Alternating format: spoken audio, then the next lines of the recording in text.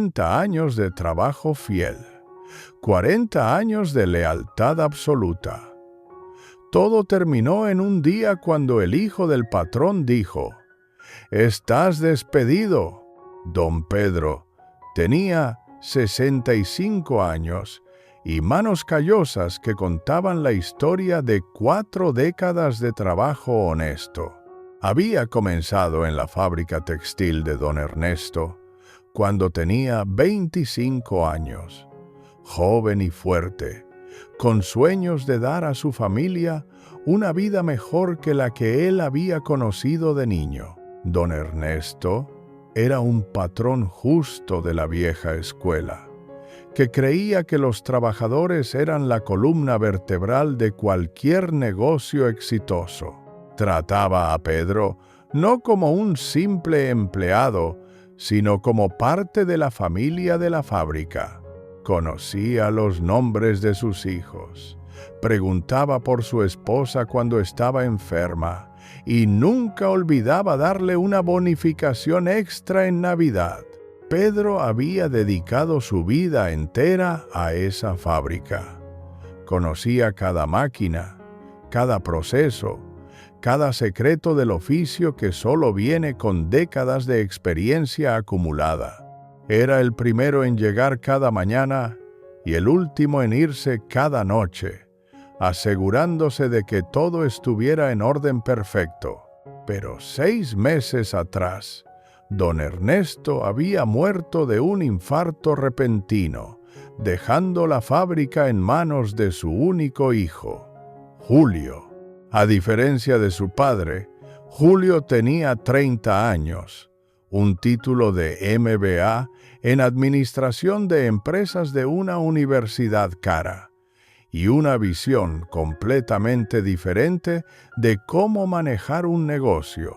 Para Julio, los trabajadores no eran familia, eran números en una hoja de cálculo, gastos que debían minimizarse, recursos que debían optimizarse para maximizar ganancias. Había estudiado en libros modernos que hablaban de eficiencia, reestructuración y eliminación de activos improductivos. Cuando tomó control de la fábrica, lo primero que hizo fue contratar consultores externos que analizaron cada aspecto del negocio con ojos fríos y calculadores que solo veían dinero, no personas, y llegaron a una conclusión que Julio aceptó sin cuestionar. Los trabajadores mayores eran un lastre financiero que debía eliminarse inmediatamente. Una mañana de lunes, Julio convocó una reunión general en el piso de la fábrica. Los trabajadores se reunieron con curiosidad mezclada con nerviosismo, sintiendo en el aire que algo malo estaba por venir. Julio, vestido con un traje caro y zapatos italianos que brillaban bajo las luces fluorescentes, se paró frente a ellos con una carpeta en las manos y una expresión de eficiencia fría en su rostro joven. «Buenos días», comenzó con una voz que no tenía ni una pizca de calidez. «Como saben, he estado analizando la situación financiera de esta empresa. Los tiempos han cambiado. Ya no podemos seguir operando como mi padre lo hacía». Hizo una pausa calculada. «Hemos identificado que tenemos un problema de productividad. Los trabajadores mayores de 60 años son significativamente más lentos que los jóvenes, cometen más errores debido a problemas de vista y movilidad, y cuestan más en seguro médico. Es simple matemática empresarial». Pedro sintió que su estómago se hundía mientras escuchaba palabras que reducían su vida entera a simple matemática. Esa misma tarde, Julio llamó a Pedro a su oficina. La oficina que había sido de don Ernesto, llena de fotografías familiares y recuerdos de décadas, ahora estaba decorada con diplomas enmarcados y gráficos de rentabilidad fríos en las paredes blancas. «Siéntate», Pedro, dijo Julio sin levantar la vista de su computadora portátil. Pedro se sentó en la silla frente al escritorio de vidrio moderno, con las manos temblorosas sobre sus rodillas. «Voy directo al grano», continuó Julio, finalmente mirándolo. «A partir de mañana, ya no trabajarás aquí. Estás despedido». Las palabras golpearon a Pedro como un martillo en el pecho. Se quedó sin aliento durante largos segundos. Pero, señor Julio, he trabajado aquí 40 años, balbuceó. «Lo sé, y te agradezco tu servicio. Pero esto es business, Pedro. No es personal. Los números no mienten. Recibirás tu último pago mañana. ¿Y mi pensión?». Su padre prometió. Julio lo interrumpió con un gesto cortante de la mano. «Mi padre prometió muchas cosas que esta empresa no puede sostener financieramente. No hay pensión. Lo siento». Esa tarde, mientras el sol se ponía pintando el cielo de naranja y púrpura, don Pedro salió por última vez de la fábrica que había sido su segundo hogar durante 40 años de su vida. En sus manos temblorosas llevaba una caja de cartón pequeña con sus pocas pertenencias personales. Una taza de café vieja, una foto de su familia y un calendario del año en que comenzó a trabajar allí. Se detuvo en la puerta de metal que había cruzado miles de veces, mirando hacia atrás a las máquinas que conocía mejor que su propia casa. Las lágrimas corrían por sus mejillas arrugadas sin que le importara quién lo viera llorar. 40 años, 40 navidades, 40 veranos, 10.000 días de levantarse antes del amanecer. Y todo terminaba así, con una caja de cartón y manos vacías. No tenía idea de cómo iba a alimentar a su esposa enferma. No tenía idea de qué haría mañana cuando despertara sin un lugar a donde ir. Solo sabía que el mundo había cambiado, y hombres como él ya no tenían lugar en él. Se dio la vuelta y caminó hacia la oscuridad creciente, sintiendo que su vida había terminado. Pedro llegó a su casa pequeña de adobe con paredes agrietadas justo cuando la noche caía completamente.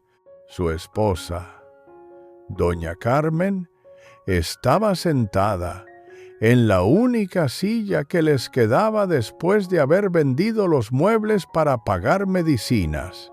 Tenía 60 años y un cuerpo debilitado por la artritis que la mantenía en constante dolor sordo. Cuando vio la caja de cartón en las manos de su esposo y la expresión devastada en su rostro, supo inmediatamente lo que había pasado sin necesidad de palabras. «¿Te despidió?», preguntó con voz temblorosa. Pedro asintió lentamente, incapaz de hablar porque el nudo en su garganta amenazaba con estrangularlo.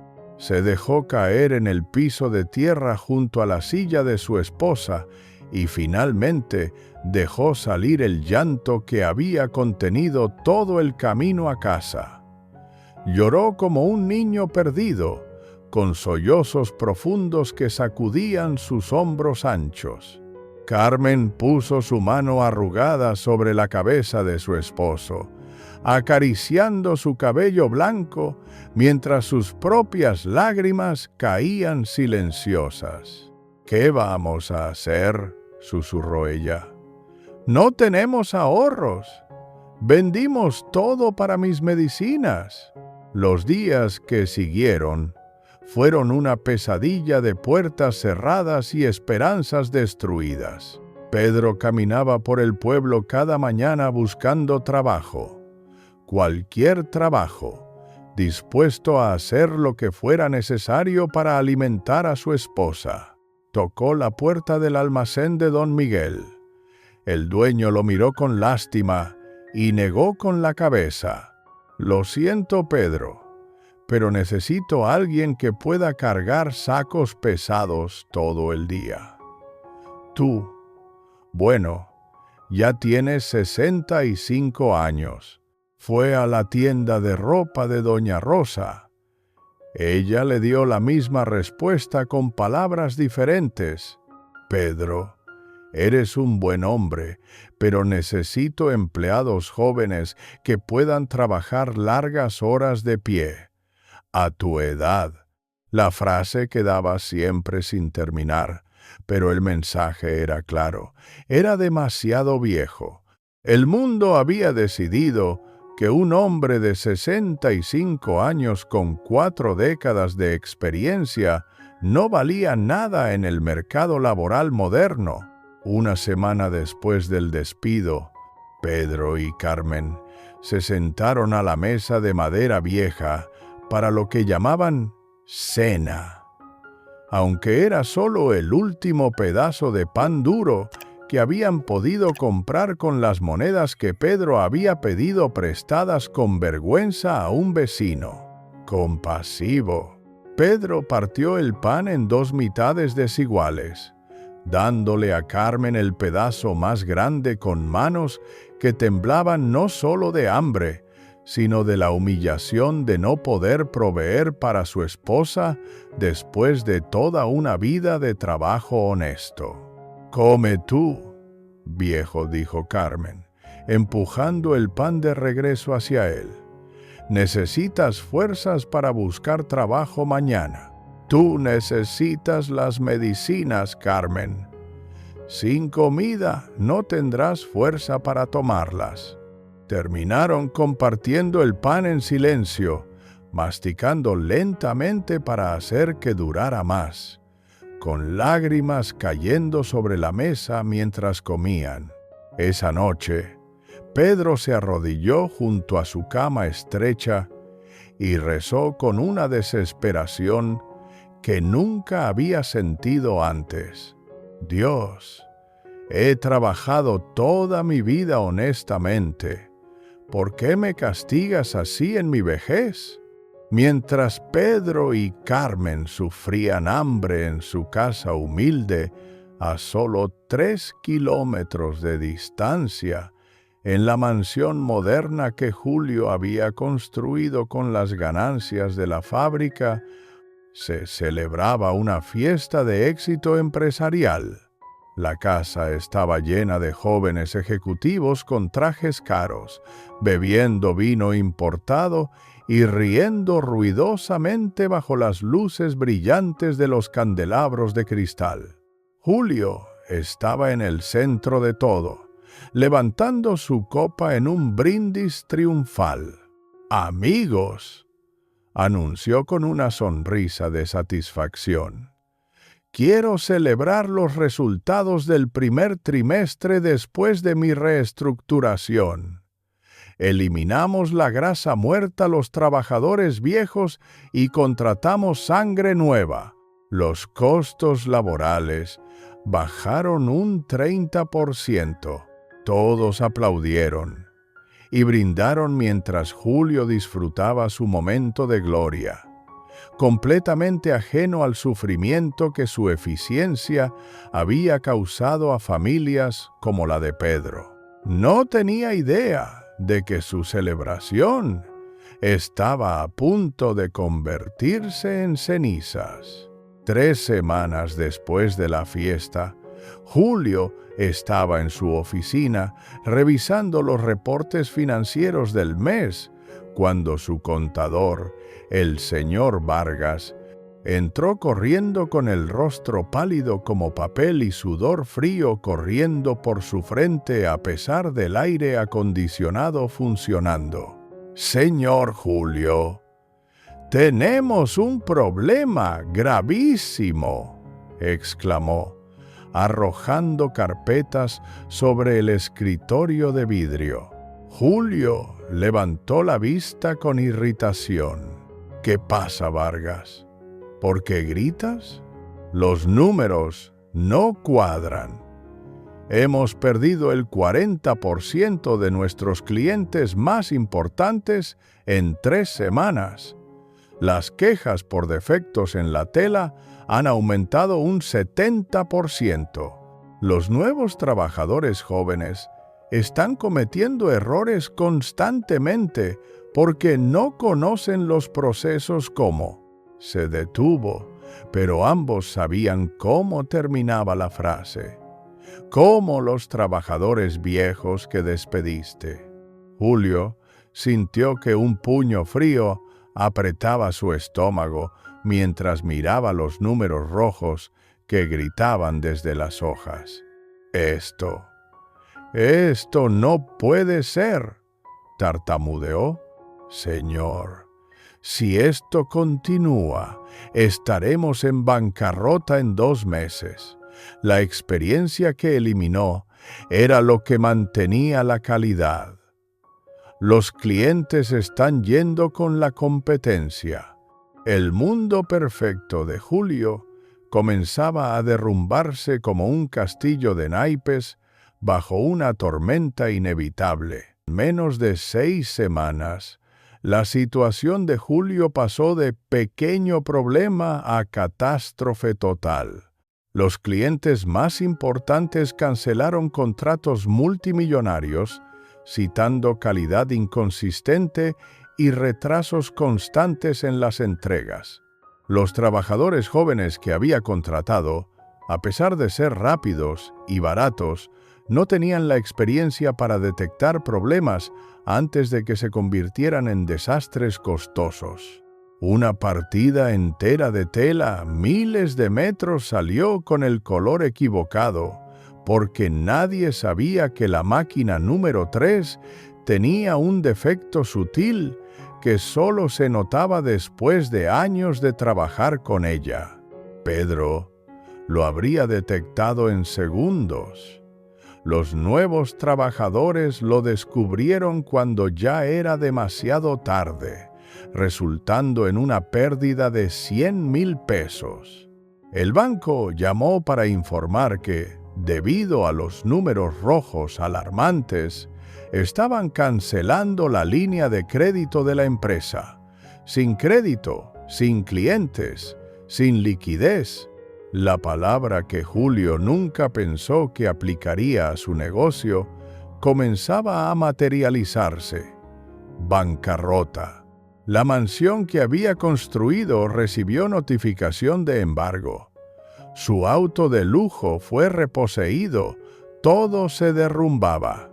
Una tarde lluviosa, Julio, vestido ya no con trajes caros, sino con ropa común empapada por la lluvia, tocó la puerta de la casa humilde de don Pedro. Había tardado horas en encontrar el valor para hacer lo que sabía que tenía que hacer.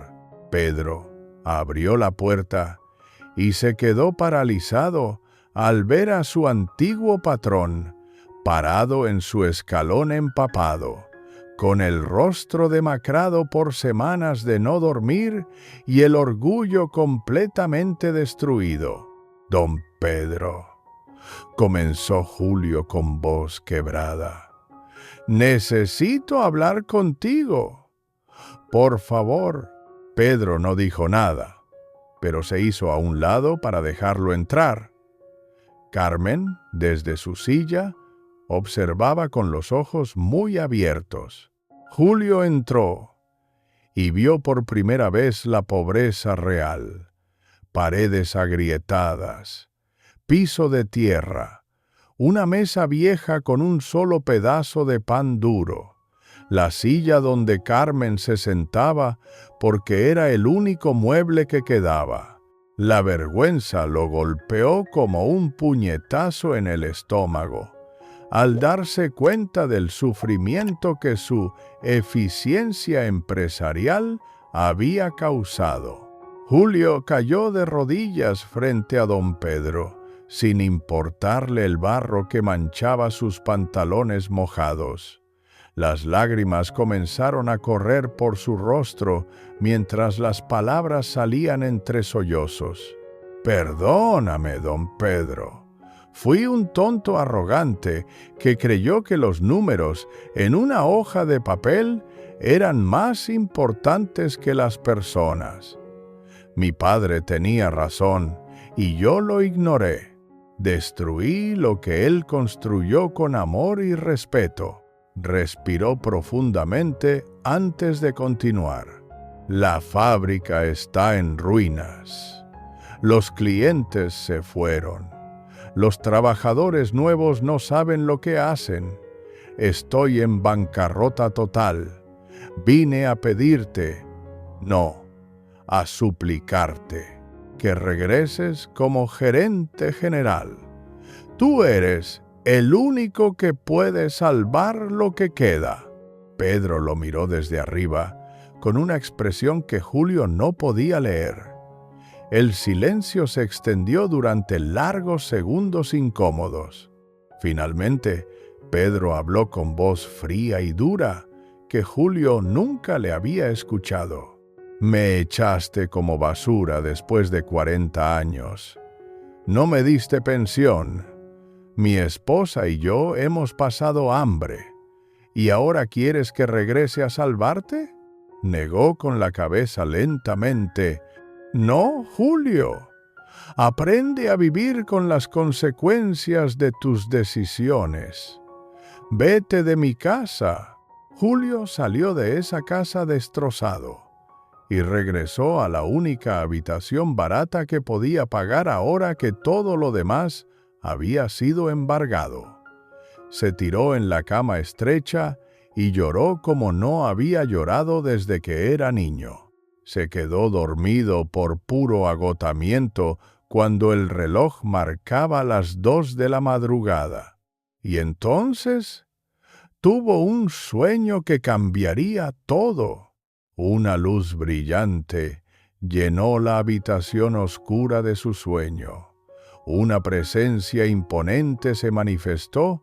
No tenía forma humana clara, pero Julio supo sin lugar a dudas que era un mensajero divino. La voz que escuchó no venía de ninguna parte y venía de todas partes al mismo tiempo. «Julio, ¿por qué tu corazón está lleno de orgullo aún en tu ruina? Fuiste a Pedro pidiendo ayuda, pero no con verdadero arrepentimiento. Fuiste porque lo necesitas, no porque entiendes el mal que causaste». Julio intentó hablar, pero no pudo. «Mañana regresarás a él.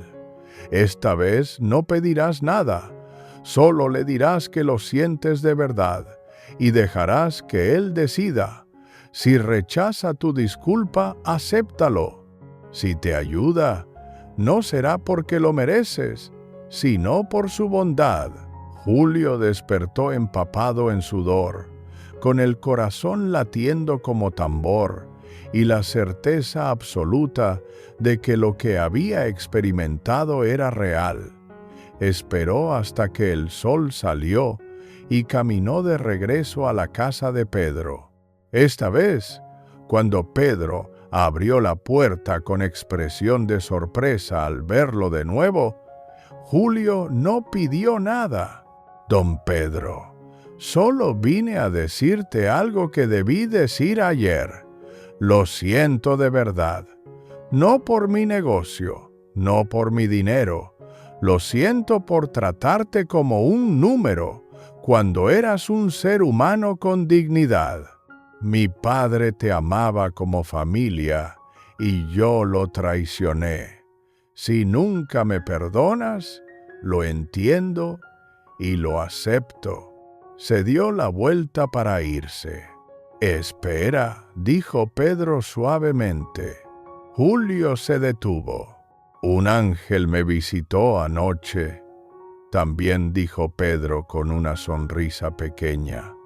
Me dijo que tu corazón finalmente está aprendiendo. Entra, hablemos de cómo salvar la fábrica de tu padre. 6 meses después, la fábrica no solo se había recuperado, sino que prosperaba más que nunca. Pedro era el gerente general, respetado y bien pagado. Los trabajadores viejos que Julio había despedido habían regresado, combinando su experiencia con la energía de los jóvenes. Y Julio, humilde ahora, había aprendido la lección más importante de su vida. La experiencia no es un gasto, es un tesoro que ninguna hoja de cálculo puede medir.